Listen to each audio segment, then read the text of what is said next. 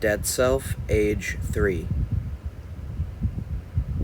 We split off apricot, Zam, and scared.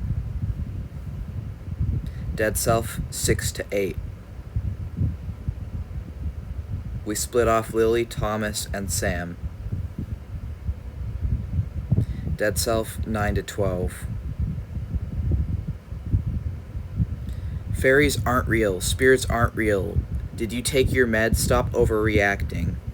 They thought we were psychotic, so put us on a cocktail of many different medicines and drew our blood every month. It didn't help us at all. It literally just separated ourselves from ourselves.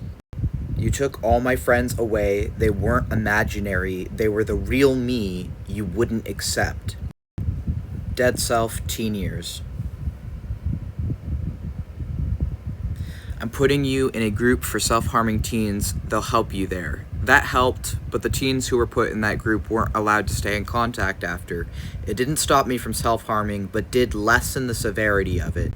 I could no longer see, hear, or recognize my alters anymore because of how hard we were hiding to survive in combination with all the different medicines we were on that made our dissociation worse. Alters that we split off during our teens include Marks, Victor, Basil, Redacted, that name is X'd out. They had an old name, but eventually split into Lewis and Eli. They used to be one person who was a persecutor, and they split into separate people.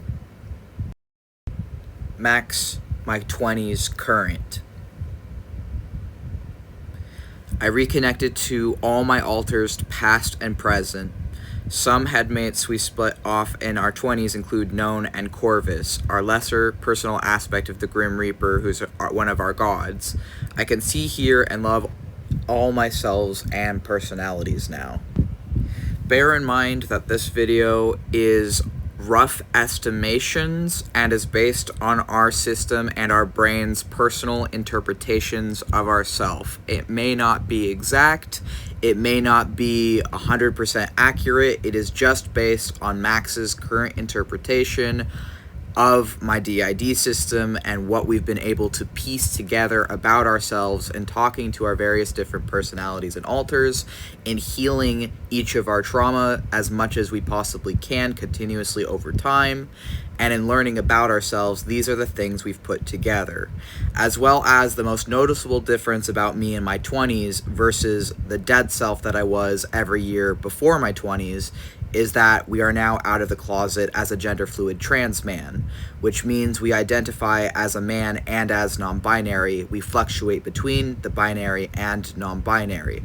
This is physically evident in changes our body has undergone in our 20s, but it is also evident in the way we hold ourselves and see ourselves in our mind.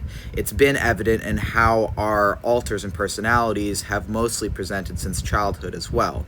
This is not to say that we are necessarily all men. Some of us are non-binary, some of us are more gender fluid, as in fluctuating between a binary and non-binary, and we do have at least one girl in our system as well, but they never interact with the outside world or anyone who is not another personality within our system for the most part.